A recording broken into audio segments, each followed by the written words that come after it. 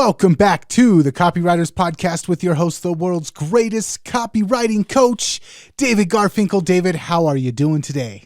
Nathan, I'm good. How are you? I'm doing fantastic, and I'm excited about this week's episode because it's about one of my favorite aspects of copywriting and an aspect of copywriting that doesn't get discussed nearly enough. So I'm going to really enjoy this week's episode. I already know. Yeah, and I definitely want to hear what you have to say on some of these things because it's a process, and like you say, it doesn't get discussed enough. But we're going to fix that in a small way today. Nice. All right. So what do we got lined up for the listeners this week? Okay, a big question, maybe the big question that copywriters always ask themselves when they sit down to write is, where do I start? Of course, you've already got to know a few things. You got to know your product and your benefits, and you need to put together the best offer possible. You may need an origin story for the product. Knowing the price and the guarantee are important. But all of this is for naught if you don't have a deep and thorough understanding of your prospect. Because if you're selling to the wrong person, or if you're selling to nobody in particular, your copy is not very likely to work. Now, I came across 8 killer questions, not for copywriting, but for writing screenplays, from this excellent new book, The Protagonist Journey, by successful screenwriter and college professor Scott Myers. The questions on his list are for getting to know the hero of the film you're planning to write. Today, though, we're going to look at how we can tweak these questions just a little to create a very powerful tool for anyone who writes copy. And that would be a real tool if I didn't remind you, copy is powerful.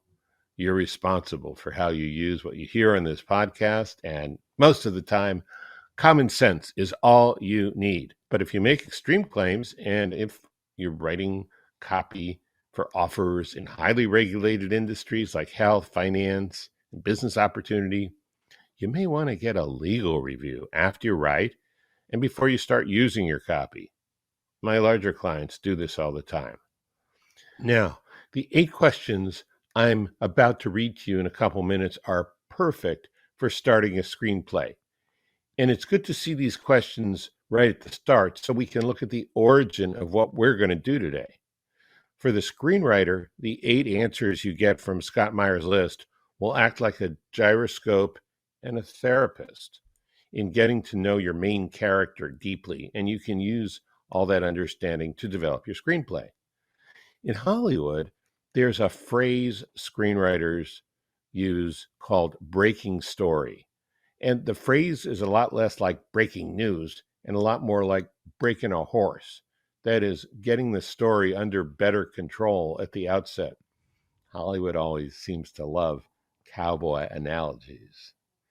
So just like with a screenplay, a copy project can seem completely out of control when you start, too. And in the same way, the same questions when converted for copywriting will help you get to know your prospect very specifically and in important ways. Now, here are the 3 most important reasons these questions are so valuable. And hear me out on this, because this is where people really screw up by just glossing over getting to know the prospect. The 3 reasons are: 1, they get you out of your client's head and into your prospect's head where the sale is actually made. Or if you're writing for yourself, out of your own head and into your prospect's head where the sale is actually made. 2, these questions force you to zero in on the most important parts of your copy that are easy to overlook. And because it's easy to overlook them, most people do. Now you don't have to. And 3, these questions unearth and explore the many facets of emotional motivation in your prospect, the secret ingredient missing from so many sales letters, and the one thing that propels conversions into the stratosphere. So when we get to these questions, I'm going to give you a couple of different ways to use them, a long way and a short way. The long way, which will work for some people and not work for others of you, The long way is to go through the questions methodically and write out the answers and research and think deeply about the questions you can't already answer. That's not going to work for everyone all the time. So there's a much faster way you can still benefit from these questions, and that's this. Just use these questions as a quick checklist before you write to make sure you have the questions answered in your own mind or in your pre-work, and fill in quickly wherever you come up short. So however you use them, these are valuable questions. And let's start at the beginning, and then we'll look at the converted questions for copywriting. First, here are the original screenwriter questions from The Protagonist's Journey by Scott Myers. 1. Who is the protagonist? 2. What does the protagonist want? 3. What does the protagonist need? 4. What is the eventual resolution of the protagonist's want and need? 5. What is at stake for the protagonist? 6. Who or what opposes the protagonist? 7. What does the protagonist fear the most? And 8. Why does this story have to happen to this protagonist at this time? That was the screenwriter list of questions. Great list. Now, let's go through the same questions one by one, but each one reworked for copywriting, specifically for writing a sales letter or a VSL. And this would also work for email or YouTube ads or Facebook ads or TikTok ads or Google ads, but especially for long-form copy. Number 1, who is the prospect? And remember, it's one prospect. The more focused you are on one person, even especially a real person, who represents your prospects, the more authentic and convincing your copy will be. When you try to sell to more than one group of prospects, it's like standing on two boats at the same time. They may move perfectly for the same direction for a while, but eventually they'll head off into different directions, and you're going to have to do a plie. Didn't think I knew any ballet words, did you, Nathan? You're going to have I'm impressed. Thank you. Have to choose fast if you don't want to end up in the water. So save yourself the panic and choose early. The more you know about your prospect, the better. In fact, you should aim to get past knowing about your prospect and actually know your prospect like they're a real person, because, in fact, they all are. Now, you might do this quickly. Let's say, my prospect is a mom, 35 to 40, like my friend Gidget. But if you're going to dive down in depth, you might want to talk about Gidget's life, what she likes, what bothers her, what she's frustrated about, what she wants for her kids, what her kids do that annoys her, what her goals are, what stands in the way of her goals. Great copywriters often find out much more about their prospect than they can actually use directly in their copy. But taking a deep dive gives them a chance to feel like they really know the person. And when you do that, the copy you write will click much better with actual prospects who read it. So, Nathan, how do you get to know your prospect as a person? There's a couple of different ways. If I've got a client and they have a prospect or a client list, interviewing some of their favorite repeat buyers is a great way. Also, a lot of times just going through reviews. If one of my clients sells something on Amazon, or if they have a WooCommerce store and there's reviews there, that's another great way, is just to kind of get how the prospect, the potential buyers, how they're thinking, what words they're using, the way that they feel about things. So that's usually my two favorite ways, is going through reviews and actually interviewing the people that agree to be interviewed. Yeah, so it's obvious you think this is a very important step, right? I think this is one of the steps that is the easiest to skim past or overlook, because it's just not very much fun, but it's probably one of the most leverageable things that you can do in your sales copy. Yeah, I agree. All right, let's go to number 2. What does the prospect want? An important point. People buy what they want, not what they need. And certainly not what you think they should buy if they don't want it, or if you can't get them to align it with something they already want or can easily be convinced to want. So thinking about and figuring out what your prospect wants will help you home in on your best headline, lead, and offer. It may even show you a pathway to renaming your product. I did that for a client recently during a critique. We realized what he called the product had nothing to do with the result it provided that the prospect wanted. Mhm. So we changed that. We get to what your prospect needs in the next question. So this is not about what your prospect needs, but it's important to get crystal clear on what they want could be related to what your product will do for them. And as far as the prospect is concerned, you should zero in on the end goal as far as that want is concerned. Zero in on the end goal, the transformation that occurs, the new life your product can give your prospect. So let's say your prospect is a guy who's not in shape and he wants to get ripped. That's what he wants. Now, you may have a product that will help him get there easier, faster, better, or however it does what it does. But that's not what he wants. He doesn't want the product. What he wants is to get ripped. Remember that. Not your product itself, but what your product will do for him. Any thoughts, Nathan, on what prospects want?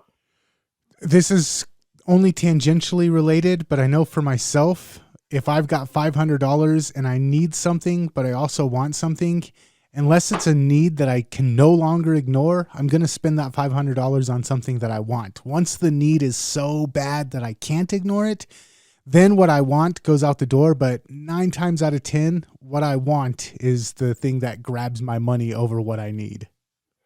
Okay. If you're unclear on the difference between want and need, rewind the podcast about a minute, 3 or 4 times, and listen to what Nathan said, because he's not the only one. Most people are like that. Okay. He's just more aware of it, more self-aware of it than most people. All right. Thank you for that. I appreciate it. Number 3, what does the prospect need?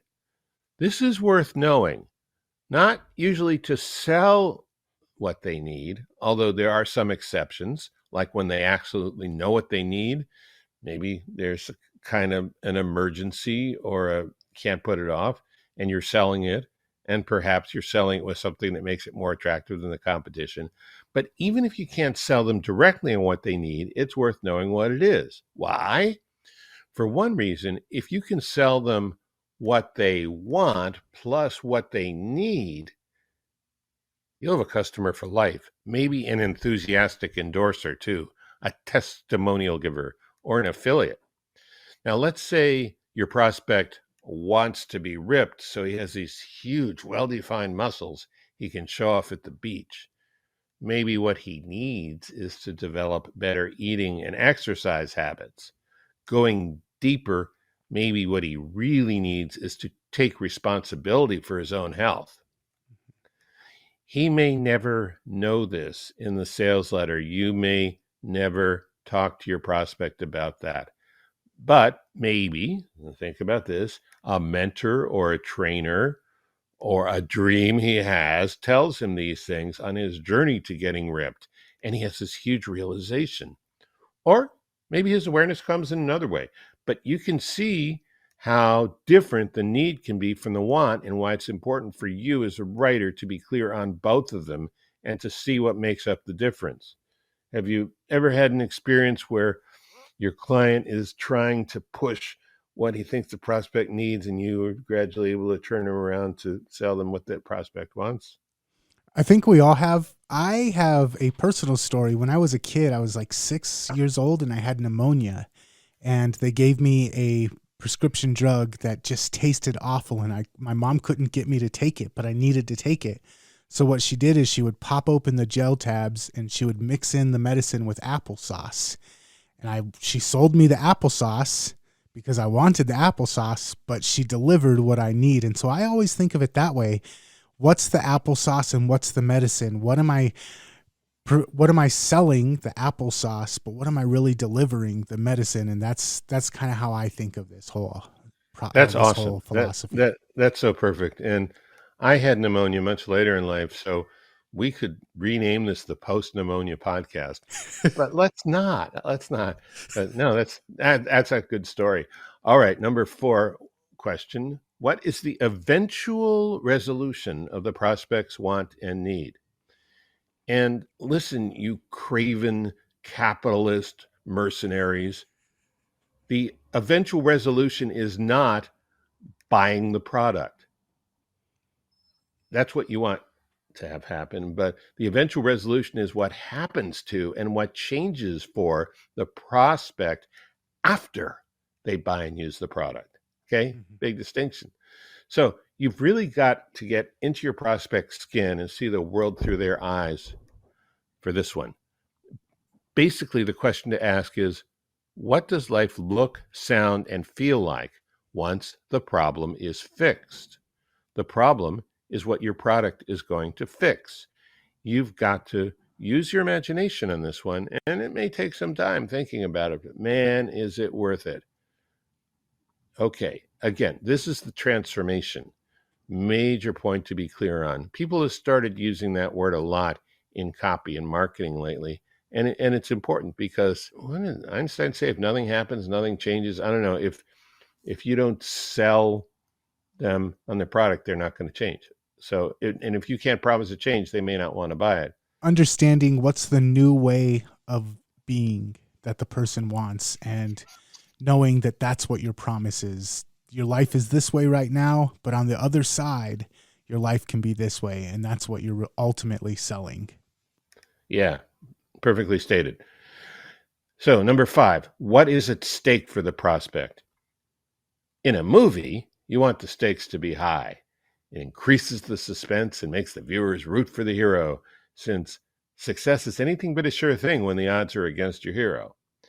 You can look at the prospect. The prospect is the hero of your copy.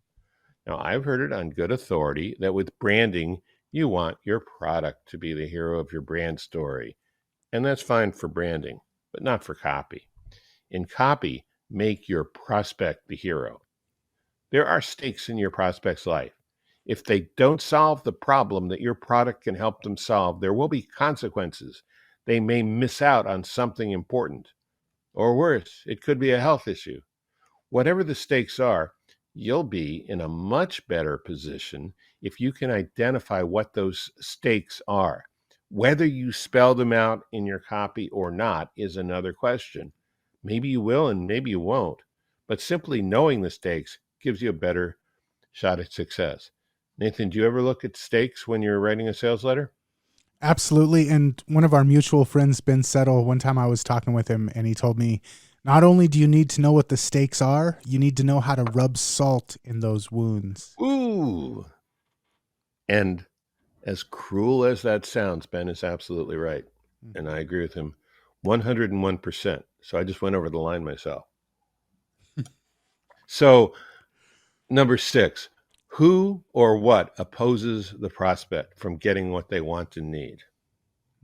So in a movie, what opposes the hero makes up the obstacles they face on the way to the end of their journey.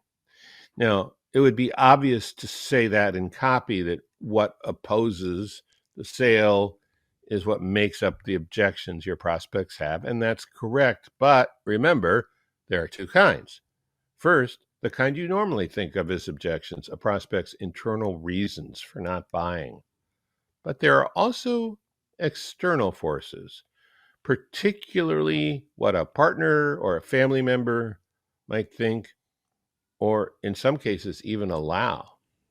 And then there's the whole social world. What will people at the mahjong game think? What will people at the club think? What will people at the Greenpeace rally think? So getting a handle on all of those things gives you powerful knowledge and context you can use to craft your sales argument. Nathan, you've talked about this before on the podcast, what this or that person in the prospect's life might say. Any favorite ways of going about this? I'm just going to divert a little bit, actually. For this particular question, who or what opposes the prospect, I also like to think of a way to relieve them of self-blame. A lot of times if someone's trying to deal with a problem, but they're blaming themselves for it, that's like a roadblock. And instead of saying, hey, you're fat because you lack self-control, or hey, you're single because you just refuse to brush your teeth and shower properly. If you give them an outside force to blame, you're fat because the corn industry and the sugar industry have taken over and lobbied and now control the FDA, or the reason that girls don't like you is because you've been brainwashed by the media to think that girls like this, but girls actually like this. If you give them somebody else to blame, that relieves them of that. This is my fault. I suck. I can't do it. Now all of a sudden, actually, it's somebody else's fault. And now that you know who the real culprit is, I'm going to help you throw rocks at that enemy, and I'm going to help you overcome that enemy. And that moves them from the mindset of there's no hope for me to the mindset of, oh, I figured out what the real problem is, and this person, this offer can help me get what I want. So that's a very powerful thing to know who or what opposes the prospect. Yeah, I really like that. I hadn't even thought of that. It's almost a third kind of opposition and really valuable. So thanks. Okay, 7. What does the prospect fear the most? What does the prospect fear the most? And this is powerful but tricky. You really need to set aside your goal, your mission, your product. Set them aside in your mind to work this question profitably. Let me give you an example. Nathan, can you smell my breath? Yeah, I've got that new digital technology, virtual aroma, I think is what it's called. Damn, I'm going to have to deviate from the script now. Yes, I thought you had that, even though we're 1,184 miles away.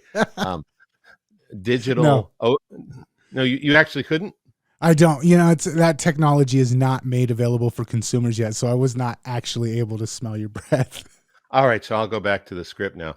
I didn't think you could because we're 1,184 miles away and smells don't travel over the internet except with this new technology which only exists between your ears, not least at yet. So this is why I ask. Sometimes what your prospect fears has nothing to do, or so it seems, with your product. For example, take toothpaste, cleans teeth and makes them whiter. But are dingy teeth what prospects fear most? How about being avoided or rejected by someone of the opposite sex? Well, if your prospect has really bad breath, that's a real possibility. Okay, so Dr. Harold Katz, a Beverly Hills dentist, knew this firsthand. You know how he knew it? Whiter.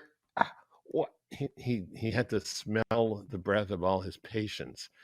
And he has my sympathies. But I don't feel too sorry for him because in 1993, he formed a company called TheraBreath, which makes a mouthwash toothpaste as well as mouthwash. Last year, a New York Stock Exchange company acquired TheraBreath for $580 million in cash. So don't go overboard with this. It does not prove without exception that customer fears all the end all and be all in your copy, but it does show that knowing what they are can help you fine tune and realign your sales pitch and be very profitable. Do you think about prospects' fears yourself?